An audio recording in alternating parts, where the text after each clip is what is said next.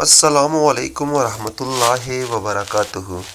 تاریخ میں ایک شخص نیپولن کے نام سے گزرا ہے جس کے پاس دولت، طاقت، شہرت اور سب کچھ تھا، لیکن اس نے اپنی زندگی کے بارے میں ایک عجیب جملہ بولا تھا جس کو سن کر ہر بشعور سوچ میں پڑ جاتا ہے۔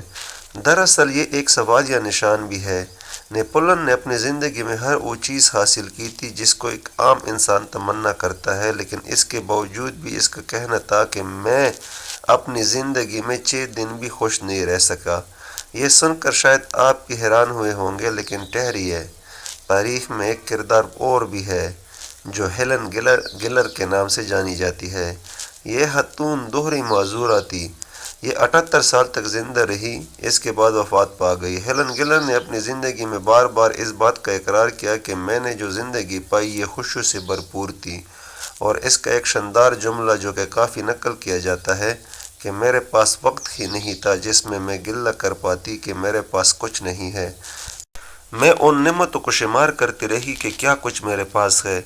تاریخ کے یہ دو کردار ہمیں بتاتے ہیں کہ انسان کے پاس اگر سب کچھ ہو اور اس کے باوجود بھی وہ پریشانیوں کا شکار ہے اور مشکلات اس پر غالب آتی ہے تو وہ خوش نہیں ہے۔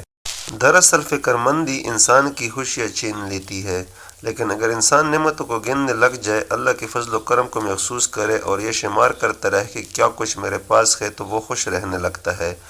آج ساری دنیا میں کرونا بحران چل رہا ہے، لوگ بہت پریشان اور فکر مند ہیں، لیکن میں ایک بڑی نکتے کی بات بتانا چاہتا ہوں۔ میرا تجزیہ یہ ہے کہ یہ پریشانی زیادہ تر ان لوگوں کے لیے ہے جو لالچی ہے، جو ہوش کے مارے ہوئے ہیں، جن کا اللہ پر بھروسہ اور توکل نہیں ہے۔ ایک بہت خوبصورت جملہ بولا جاتا ہے کہ جہاں مولا نہیں وہاں رولا ہے۔